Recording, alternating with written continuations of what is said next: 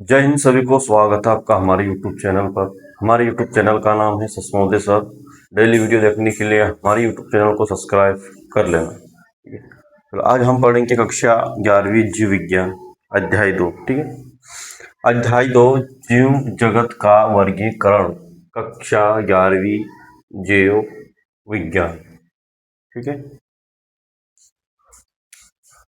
अध्याय 2 स्टार्ट हो गया है। अध्याय 2 में जीव जगत का वर्गीकरण, पाठ का नाम है जीव जगत का वर्गीकरण।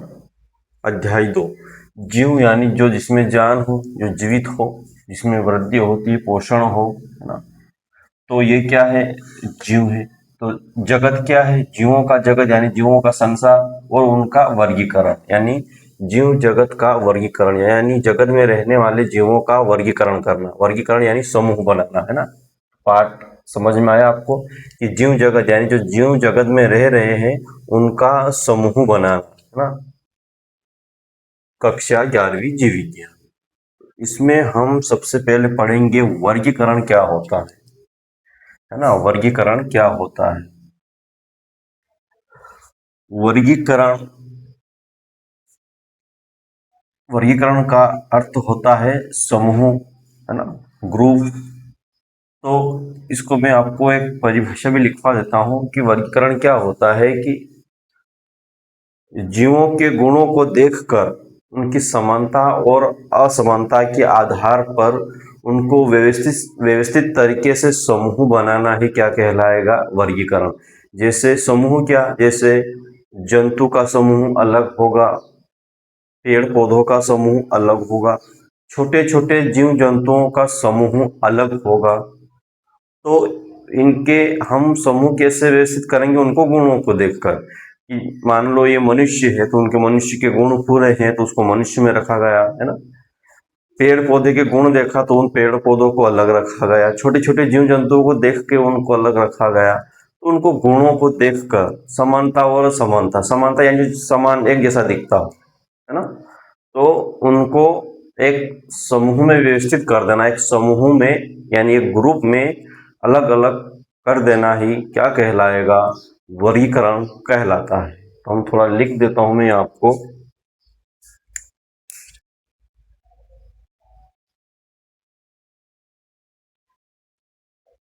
जीवों के जीवों के गुणों के समानता और असमानता असमानता के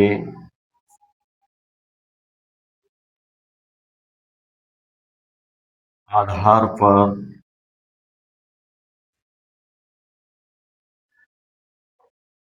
जीवों को व्यवस्थित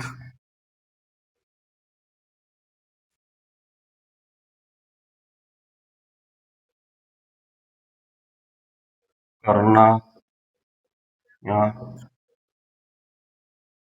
समूह बनाना वर्गीकरण कहलाएगा। ठीक है, वर्गीकरण कहते हैं।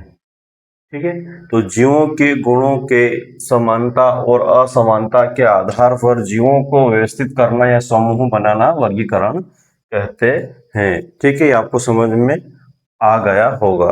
ठीक है, लेकिन ये बात सबसे पहले किसके दिमाग में आई, ये विचार कि देखो ये ऐसा, इसकी जरूरत क्यों पड़ी, वर्गीकरण की जरूरत क्यों पड़ी? क्योंकि संसार में 17 से 18 लाख जीव रहते हैं। हमने पिछले अध्याय में पढ़ा था। तो उन जीवों को इतने सारे 17 से 18 लाख जीव जो है उनको कैसे पहचानेंगे? तो उनको क्या करा कि एक ग्रुप बना दिया, है ना। एक एक जीव का तो नाम ले नहीं सकते, तो उनको एक ग्रुप बना दिया, जगत बना दिया। ठीक है, इसलिए उसकी आवश्यकता हुई ताकि जीवों को पहचाना जा सके आसानी से, इसलिए वर्गीकरण की आवश्यकता पड़ी। और ये दिमाग में किसके सबसे विचार किसके दिमाग में आया कि हमें वर्गीकरण करना चाहिए, तो अरस्तु नाम का वैज्ञानिक था। इनका विचार था कि हम इनको एक वर्गीकरण में रख देते हैं। तो ये एक विचार था किसका, अरस्तु का। एक अरस्तु वैज्ञानिक था, इन्होंने अपने दिमाग में विचार लाया कि हम इनको एक समूह में बांट देते हैं, जिसको बोलते हैं वर्गीकरण। ठीक है, तो कौन सा वैज्ञानिक आते हैं, अरस्तु। अरस्तु वैज्ञानिक आते हैं। ठीक है, इन्होंने क्या करा कि दो जगत बना दिए है ना। इन्होंने क्या करा कि एक तो पादप जगत बना दिया, यानी पेड़ पौधे, और दूसरा जंतु जगत। जंतु जगत नहीं देता अभी, है ना, अभी पादप जंतु ही चलेगा। तो पादप और जंतु दो भाग में, पेड़ पौधों को पादप में रख दिया और जितने भी जीव जंतु उसको जंतु में रख दिया। लेकिन इस पादप को भी इसने क्या करा कि तीन भाग में बांट दिया, है ना। तीन भाग में कैसे बांटा इसने कि एक तो वृक्ष नाम दे दिया, दूसरा झाड़ी नाम दे दिया, और तीसरा क्या करा इसने, शाक। कहने का मतलब यह है कि अरस्तु ने पादप को तीन भाग में बांट दिया, पेड़ पौधों को। वृक्ष यानी जो बड़े बड़े पेड़ होते हैं, है ना, उनको जैसे इस टाइप से वृक्ष को एक तरफ रखा, बड़े बड़े झाड़ को वृक्ष कहा। और जो कुछ इस टाइप से होते हैं ना, झाड़ी टाइप होते हैं इस टाइप से, इनको अलग रखा। और एक सब्जी आकार के होते हैं ना इस टाइप से। तो शाक या झाड़ी और वृक्ष, तो वृक्ष बड़े बड़े पेड़ जैसे आम का पेड़, नीम का पेड़, और झाड़ी जैसे नींबू का पेड़ हो गया, है ना, झाड़ी पौधा, नींबू का पौधा हो गया, है ना। तो ऐसे छोटे छोटे जो झाड़ी टाइप बनते हैं उनको झाड़ी में रखा, बड़े बड़े पेड़ पौधे जो होते हैं उनको वृक्ष में रखा। और शाक यानी जिससे हम सब्जियां उगाते हैं ना, सब्जी जैसे टमाटर का पौधा, बैगन का पौधा, तो उनको जो नरम होते हैं शाक जैसे, उनको शाक में रखा। झाड़ी जो ज्यादा बड़े नहीं होते हैं, मीडियम साइज होते हैं, उसको झाड़ी कहा। और वृक्ष जो बड़े बड़े होते हैं पेड़, उनको वृक्ष नाम दिया। और शाक यानी जो नरम, उनकी टहनियाँ जो नरम होती है, जैसे बैगन का, टमाटर का, ऐसे अनेक नरम टहनियाँ वाले पौधे होते हैं, उनको शाक में रखा है। ये किसका विचार है, अरस्तु का।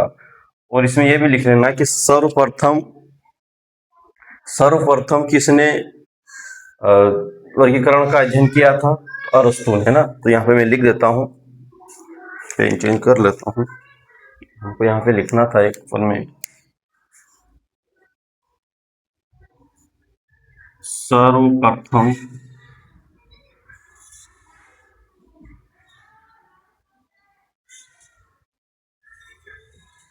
वैज्ञानिक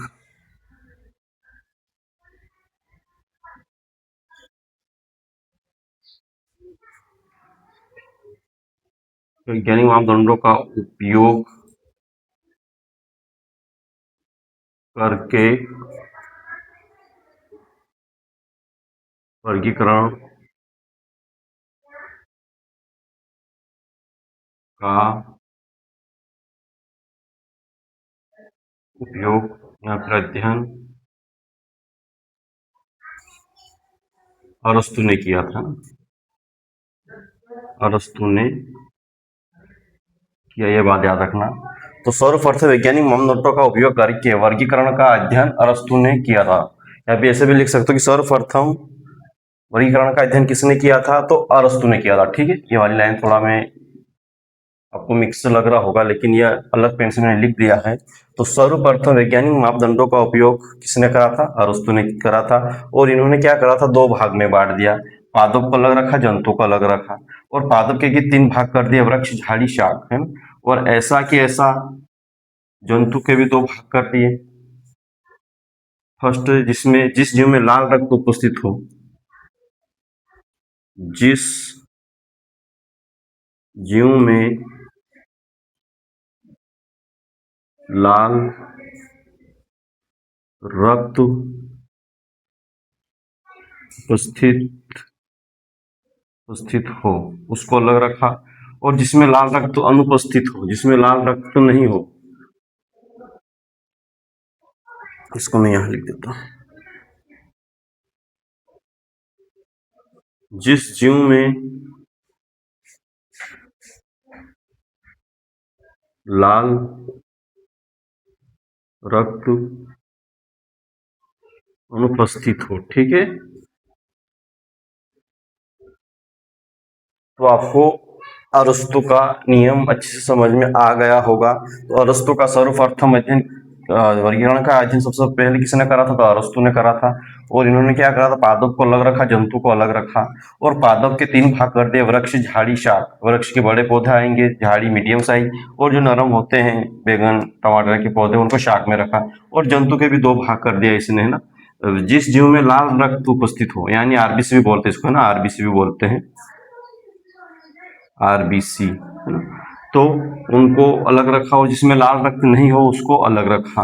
तो इसको इन्होंने, जिसमें लाल रक्त उपस्थित हो उसको क्या इसने नाम दिया? एनाइमा। एनाइमा कह दिया, एनाइमा नाम दिया, ठीक है। और जिसमें लाल रक्त नहीं हो उसको अनाइमा नाम दे दिया। ये बात याद रखना है आपको खास, ठीक है। तो आपको इसका ये वर्गीकरण समझ में आया आपको, ठीक है। जिस जीव में लाल रक्त हो उसको अलग करा, और जिस जीव में लाल रक्त नहीं हो उनको अलग कर दिया, और जिस जीव में लाल रक्त है उसको एनाइमा नाम दिया, और जिस जीव में लाल रक्त अनुपस्थित हो उसको अनाइमा नाम दिया, ठीक है। तो लेकिन ये विधि ज्यादा दिन तक नहीं चली, ये अमायनी रहा, है ना, क्योंकि इसमें शैवाल, कवक सब मिक्स हो गए, है ना, बैक्टीरिया। तो ये ज्यादा दिन तक नहीं चल रहा। अगले वैज्ञानिक आते हैं लिनियस, है ना। कौन आता है? लिनियस। इन्होंने वर्गीकरण का अध्ययन करा था अच्छे से, और उन्होंने द्वि जगत या द्वि पद्धति का वर्गीकरण किया था। किसने? लिनियस ने। चलो इसको मैं मिटा देता हूं।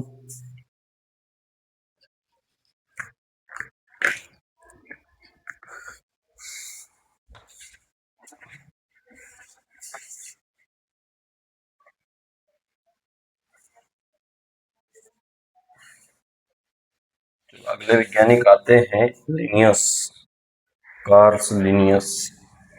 मैं लिनियस लिख रहा हूं, ठीक है।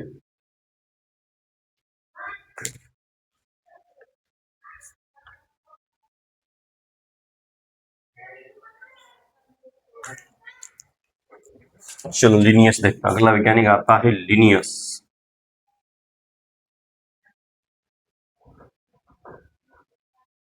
लिनियस, इन्होंने क्या करा? द्वि जगत पद्धति का विकास किया, है ना। किसने? लिनियस ने द्वि जगत का वर्गीकरण करा, ठीक है। यहां मैं लिख देता हूं।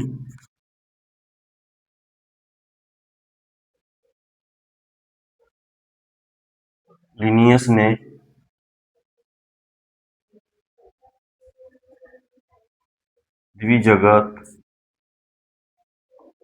द्विजगत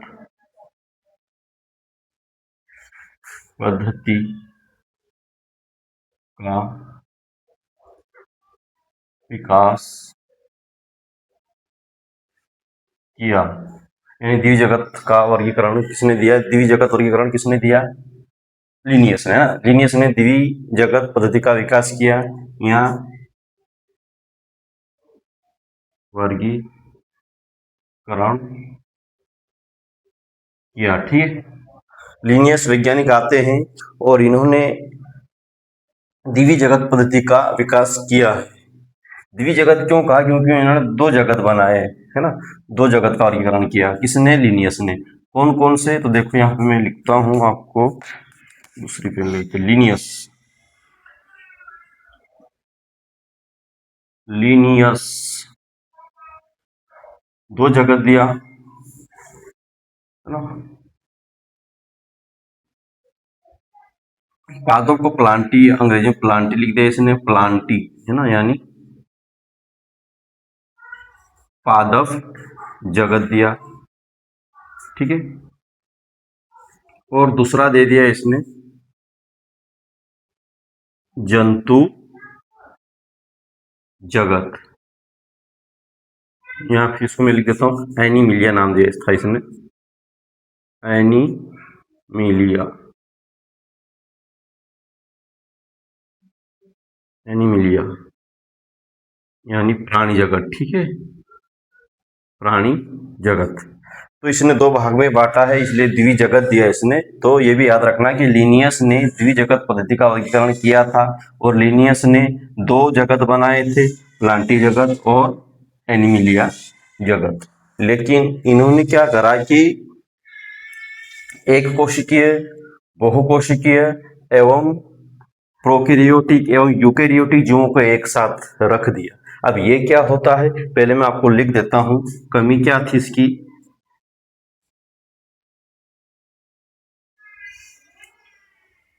क्योंकि लिनियस ने प्रोकैरियोटिक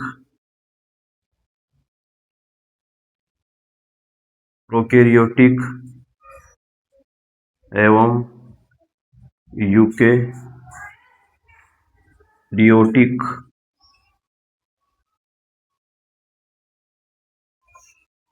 जीव को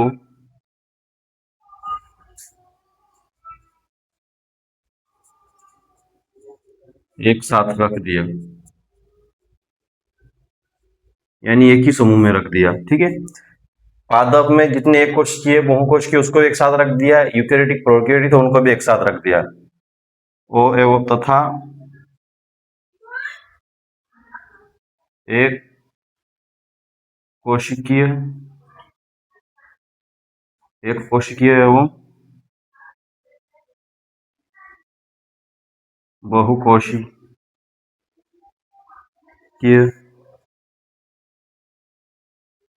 जीव को भी एक साथ रख दिया, ठीक है।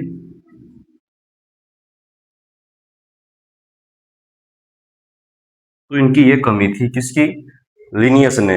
दो जगत तो बना दिया, प्लांटी जगत, एनिमिलिया जगत, एनिमिलिया यानी प्राणी जगत और पादप जगत, ये तो रख दिया इसने। लेकिन इन्होंने क्या करा कि जो एक कोशिकीय जीव थे और बहुकोशिकीय जीव थे उनको भी एक ही समूह में रख दिया, प्रोकैरियोटिक एवं यूकैरियोटिक जीवों को भी एक साथ रख दिया।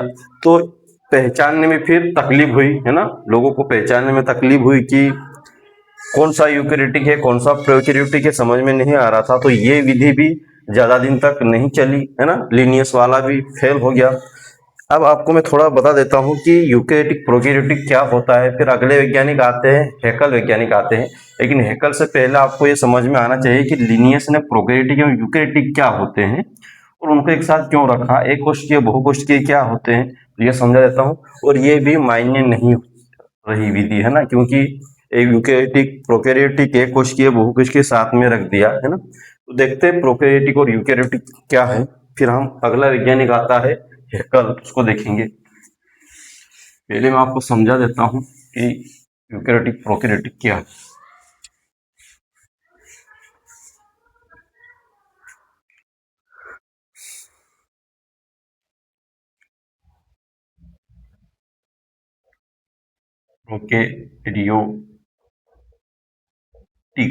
प्रोकैरियोटिक और यूकैरियोटिक,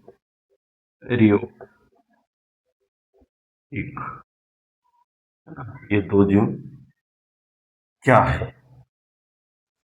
ये क्या होते हैं कि बहुत छोटे होते हैं, जीवाणु आते हैं इसमें, कुछ जीवाणु आते हैं प्रोकैरियोटिक में, तो बहुत छोटे होते हैं ये है ना, और ये बड़े होते हैं। इनके उदाहरण जो है इसमें बैक्टीरिया आता है प्रोकैरियोटिक में, उदाहरण जीवाणु आते हैं और इसमें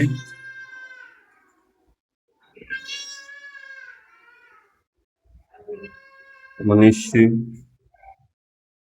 हाथी आदि बहुत सारी चीजें जो बड़े जीव आते हैं, इनका आकार छोटा होता है, इनका आकार बड़ा होता है ना, आकार छोटा होता है,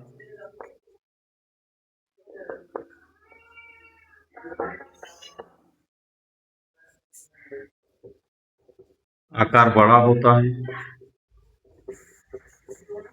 ठीक है, बहुत सारा अंतर है, मैं आपको आगे पढ़ाऊंगा इसको, लेकिन प्रोकैरियोटिक यूकैरियोटिक क्या होते हैं, जीवाणु होते हैं, इसको नग्न आंखों से नहीं देख सकते हैं, सॉरी, इसको नग्न आंखों से यानी नग्न आंखें यानी बिना सूक्ष्मदर्शी की सहायता से इन जीवों को नहीं देख सकते, बहुत छोटे होते हैं,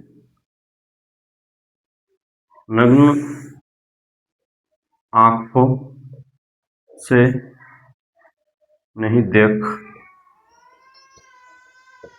पाते हैं। ठीक है, तो ये जीवाणु होते हैं, बहुत छोटे होते हैं, जैसे जीवाणु का मैं चित्र ही बना देता हूँ यहाँ पे, आपको और समझ में आ जाएगा। तो प्रोकैरियोटिक जीवाणु बहुत छोटे होते हैं, आकार छोटा होता है ना, ये एक कोशिकीय होते हैं, है ना, ये एक कोशिकीय होते हैं, ये एक कोशिकीय और बहुकोशिकीय भी हो सकते हैं यूकैरियोटिक, है ना। एक कोशिकीय क्या होता है ये भी समझाऊंगा मैं, पहले आपको इस जीवाणु कैसे होता है आपको एक चित्र छोटा सा मैं बता देता हूँ, इसको और आगे समझेंगे। ये आपका एक जीवाणु हो गया, ठीक है, और एक ये कुछ परत होती है,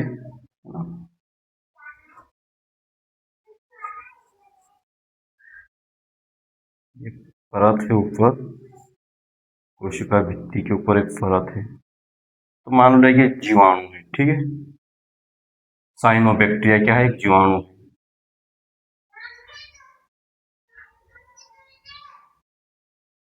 तो ये जीवाणु है और यहाँ पे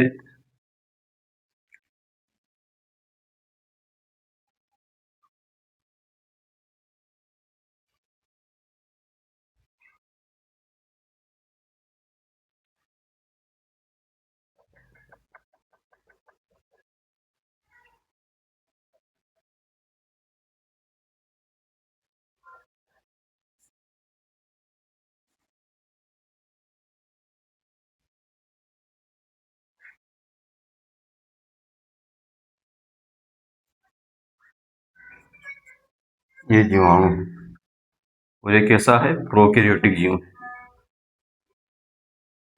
ये जीवाणु है। ये बाहर जो होता है लाल पेन से मैंने लिखा है एक परत जो होती है, कैप्सूल बोलते हैं इसको, कैप्सूल जो सुरक्षा आवरण होता है, और ये नीली पेन से मैंने बनाया है, ब्लू पेन से, इसको बोलते हैं कोशिका भित्ति,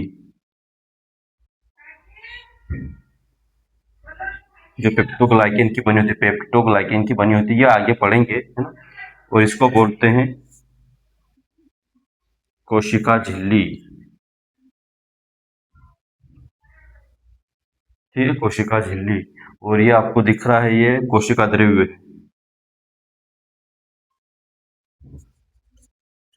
कोशिका द्रव्य यानी लिक्विड टाइप होता है जो और यहाँ पे एक केंद्रक भी होगा, जो कोशिका द्रव्य में बिखरे रहते हैं ना, कोशिका द्रव्य में बिखरे रहते हैं, क्योंकि इसमें कोशिका केंद्रक में कोशिका केंद्रिका की झिल्ली, कोशिका केंद्रिका झिल्ली नहीं होती, तो ये कोशिका द्रव्य में बिखरे रहते हैं, ठीक है। इसको बोलते हैं मीसोसोम, ये आपको भारी सा दिखा ना, मीसोसोम। मीसोसोम का क्या काम है, ये शोषण का काम करता है ना, आगे पढ़ेंगे, शोषण का काम करता है, ठीक है। कैप्सूल होती है, फिर कोशिका भित्ति होती है, कोशिका झिल्ली होती है, केंद्रक होता है, ठीक है, और 70S राइबोसोम भी होता है, 70S का, है ना, राइबोसोम, ठीक है, राइबोसोम भी होता है। तो एक जीवाणु है साइनोबैक्टीरिया क्या, जो प्रोकैरियोटिक कहलाता है, और इसमें बाकी कोशिकांग नहीं होते हैं, और बाकी यूकैरियोटिक कोशिका तो बहुकोशिकीय भी होती है, एक कोशिकीय भी होता है ना। ये मान लो ये, इसमें आपको बहुत सारे केंद्रक मिलेगा, केंद्रिका मिलेंगे, है ना, एंडोप्लाज्मिक रेटिकुलम मिलेगा आपको यहाँ पे, फिर ये गोल्जिकाई मिल जाएगा आपको, राइबोसोम मिल जाएगा आपको, रिक्तिका मिल जाएगी आपको, है ना, कोशिका द्रव्य मिल जाएगा आपको, फिर आपको ये माइटोकॉन्ड्रिया मिल जाएगा आपको। तो ये प्रोकैरियोटिक होते हैं। उदाहरण याद रखना आप कि प्रोकैरियोटिक बहुत छोटे होते हैं, सूक्ष्म होते हैं, नग्न आंखों से नहीं दिखाई देते हैं, है ना। ये एक कोशिकीय होते हैं। ये कैसे होते हैं? एक कोशिकीय होते हैं, एक कोशिक होते हैं। ये बहुकोशिक भी हो सकते हैं, एक कोशिकीय भी हो सकते हैं। तो यूकेरियोटिक, जैसे मनुष्य क्या है? यूकेरियोटिक है। जिसको हम देख सकते हैं, जिसको हम देख सकते हैं, यू यू है ना, यू यानी तुम, तो यू यानी जिसको हम देख सकते हैं तो उसको यूकेरियोटिक कहते हैं। और जिसको हम देख नहीं सकते हैं, बहुत छोटे होते हैं, उसको प्रोकैरियोटिक कहते हैं। ठीक है, तो आपको समझ में आया होगा। ये यूकेरियोटिक के अंग होते हैं, है ना, माइटोकॉन्ड्रिया, एंडोप्लाज्मिक रेटिकुलम, गोल्जिकाई, राइबोसोम होते हैं, है ना। 80 इस प्रकार का राइबोसोम होता है, गोल्जिकाई होता है, लाइसोसोम होता है। तो ये एक कोशिका है यूकेरियोटिक की, है ना। तो एक कोशिका के अंतर्गत कोशिकांग अनेक पाए जाते हैं। तो आपको प्रोकैरियोटिक यूकेरियोटिक समझ में आया होगा। ठीक है, अब मैं आपको एक कोशिकीय और बहुकोशिकीय समझाता हूँ। क्या है एक कोशिकीय, बहुकोशिकीय?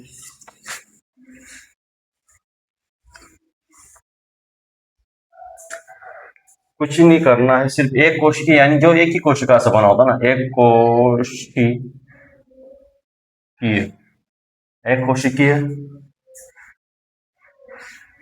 बहुकोशिकीय।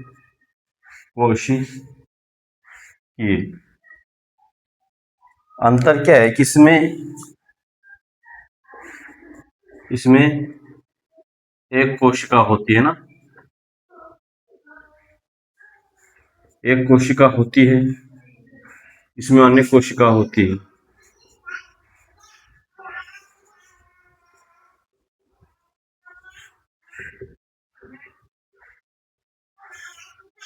ठीक है, इसमें उदाहरण क्या आएगा आपका? पैरामीशियम,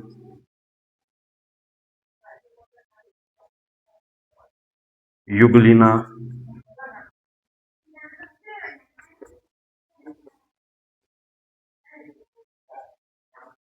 अमीबा, है ना। तो ये सब एक कोशिकीय जीव है।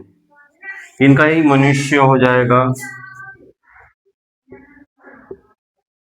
मनुष्य हो जाएंगे,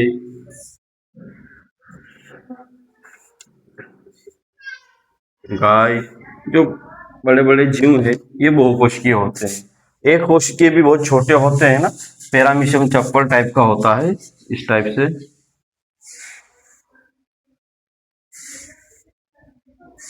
है ना, इस टाइप से होता है पैरामीशियम।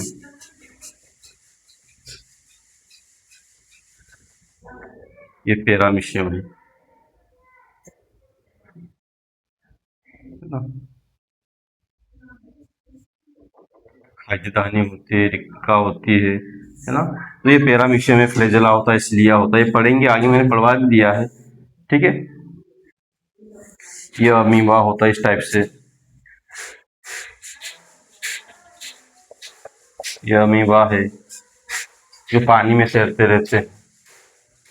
ठीक है, तो ये होते हैं एक कोशिकीय, जो एक ही कोशिका से बने होते हैं इसमें। और इनका जो वही वाला चित्र आएगा, है ना, इसमें कोशिकांग पाए जाते हैं, इसमें पाए जाते हैं पर कम पाए जाते हैं। ठीक है, केंद्रक होता है, राइबोसोम 70S का होता है। ठीक है, तो ये सिर्फ एक ही कोशिका से बने होते हैं और ये इनकी अनेक कोशिकाएं होती है। ठीक है, इनकी बहुकोशिकीय जीव, जैसे मनुष्य का देख लो अनेक कोशिका है ना।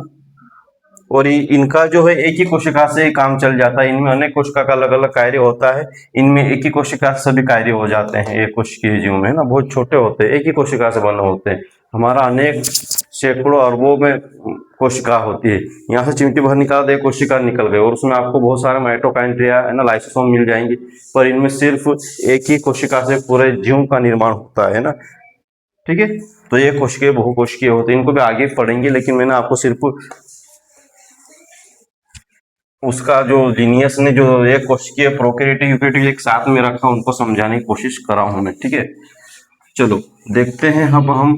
देखो, दिव्य जगत वर्गीकरण किसने दिया? लिनियस ने दिया था, और दो भाग में बांट दिया था, प्लांटी और एनिमिलिया। प्लांटी यानी फादर और एनिमिलिया यानी जंतु जगत, दोनों भाग में बांटा था। और पादप को भी तीन भाग में बांट दिया था इसने, सॉरी ये जंतु को, हाँ ए नाइमा और अनाइमा तो हमारे अरस्तु ने दिया था, लेकिन इसमें इसने क्या करा था, सिर्फ दो ही जगत बनाया था, प्लांटी और जंतु जगत। लेकिन इसने क्या करा, यूकेरियोटिक प्रोकैरियोटिक एक कोशिकीय बहुकोशिकीय सभी को मिक्स कर दिया और एक जगत बना दिया, तो ये नियम लागू नहीं हुआ। फिर अगले वैज्ञानिक आते हैं, कौन आते हैं? हैकल वैज्ञानिक आते हैं, ठीक है।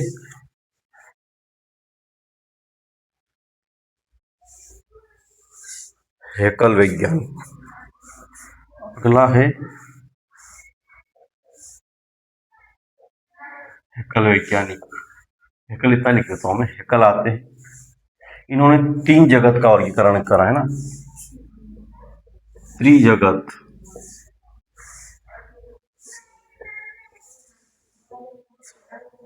तीन जगत का वर्गीकरण किया। तो आपको ये भी याद रखना है कि तीन जगत का वर्गीकरण किसने किया था? हैकल ने। तीन जगत में कैसे करा इसने, देखो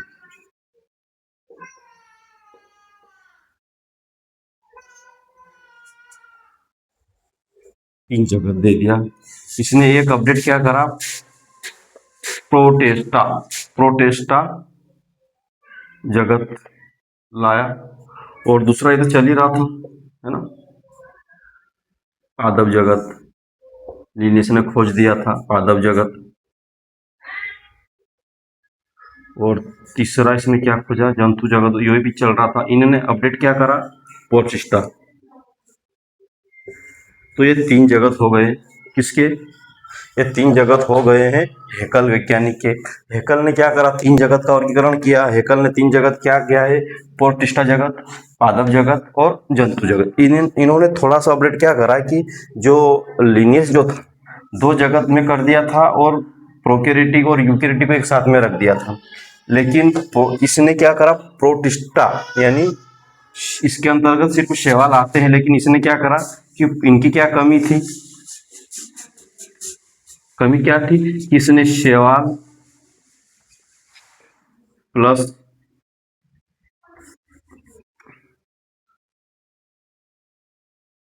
जीवाणु प्लस कवक को एक साथ रख दिया प्रोटिस्टा में। किसने, हैकल ने। और कुछ शैवाल, इन्होंने कुछ शैवाल यहाँ पे रख दिया और कुछ पेड़ पौधे यहाँ पे रख दिया। तो इसने क्या करा, प्रोटिस्टा जगत का तो वर्गीकरण इसने कर दिया, ठीक है, लेकिन इसने क्या करा, जीवाणु प्लस कवक को भी यहीं पे रख दिया, है ना, और कुछ शैवाल भी इसमें आ गए।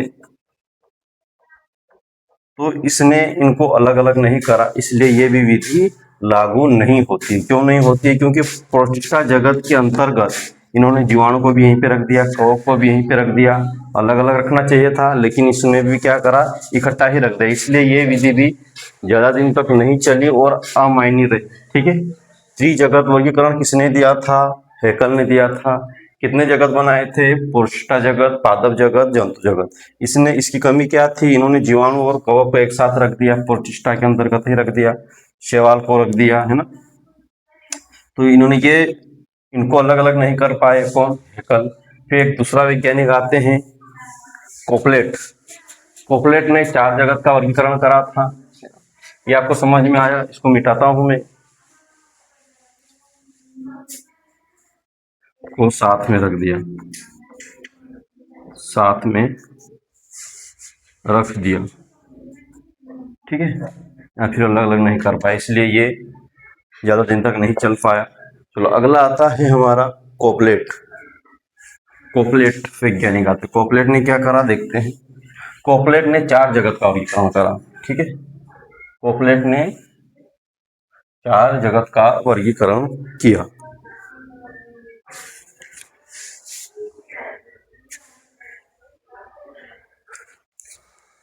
देखते हैं कोपलेट को।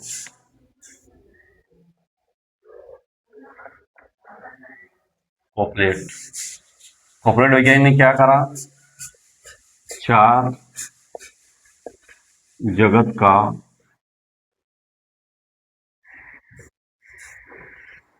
वर्गीकरण किया। किसने? कोपलेट ने। चार जगत का वर्गीकरण करा। किसने? कोपलेट ने। कोपलेट विज्ञानी ने। चार जगत कौन कौन से भाई देख लेते? चार जगत, चार जगत देख लेते। फर्स्ट है, इन्होंने अपडेट क्या करा? मोनेरा जगत ले आए, मोनेरा जगत। ठीक है। दूसरा क्या है? दूसरा तो खोज दिया था किसने?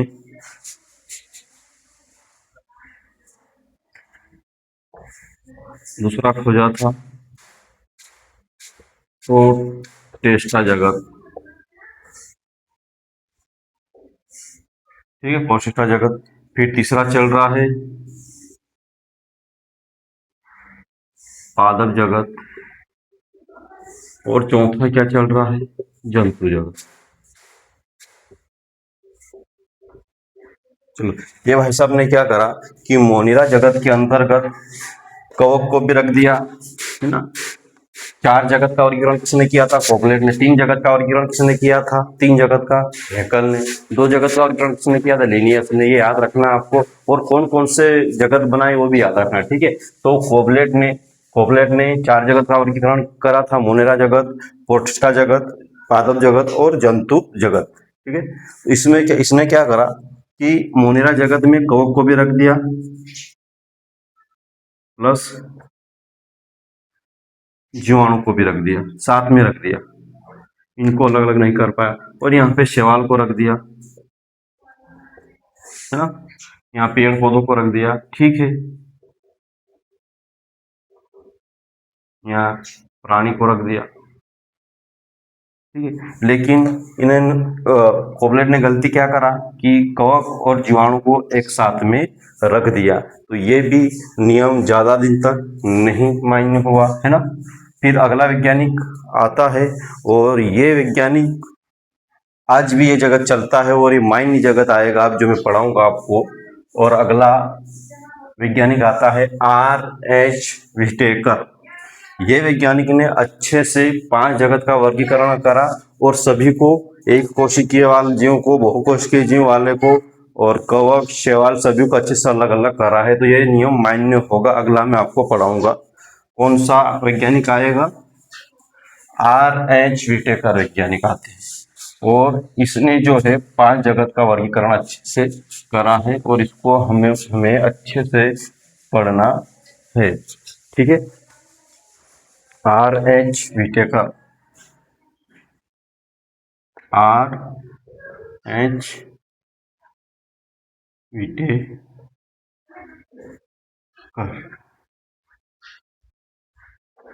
R.H. विटेकर कितने जगत का वर्गीकरण करा? इन्होंने पांच जगत का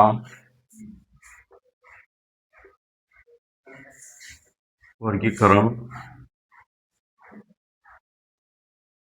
किया। कौन कौन सा पांच जगत देख लेते हैं।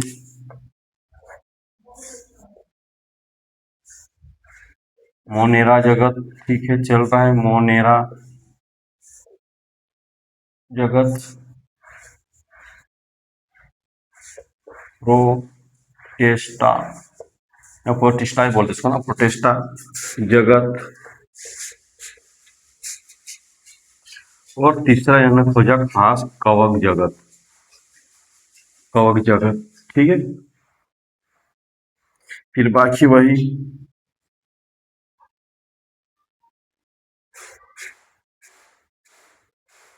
पादप जगत,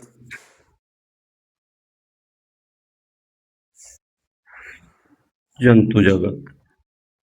ये चार पांच जगत अच्छे से उन्होंने खोजा। मोनेरा जगत में इसने जीवाणु को रखा। जीवाणु यानी बैक्टीरिया बोलते ना, जीवाणु को रखा। पोस्टिटा जगत में इन्होंने शैवाल को रखा। शैवाल को रखा और कवक जगत में इन्होंने कवक को रखा, फंजाई बोलते हैं ना।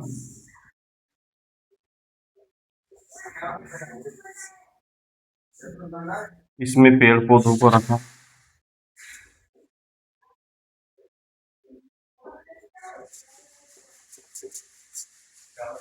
इसमें प्राणी को रखा।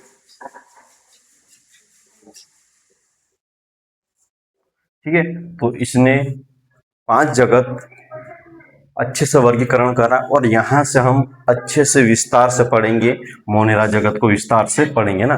जीवाणु मैंने आपको बताया था, चित्र बना के ना, साइनोबैक्टीरिया एक जीवाणु होता है ना, इस टाइप से मैंने आपको बताया है। शैवाल क्या होता है, जो पानी में तैरते रहते हैं, लाल भूरे रंग के होते हैं, उनको शैवाल कहते हैं, है ना। इनको विस्तार से पढ़ेंगे। अभी तो हम सारा ही सारा विस्तार से पढ़ेंगे। कवक क्या होता है, बासी रोटी पे आपने देखा होगा फफूंद जम जाता है, उसको कवक कहते हैं, है ना। जीवाणु क्या होता है ये भी देखेंगे। जीवाणु लाभदायक भी होते हैं, हानिकारक भी होते हैं। तो इन पांचों को हम विस्तार से पढ़ेंगे। अब आपका सब डाउट क्लियर हो जाएगा, है ना, कि मोनेरा जगत जीवाणु कैसे होते हैं, शैवाल कैसे होते हैं, कवक कैसे होते हैं।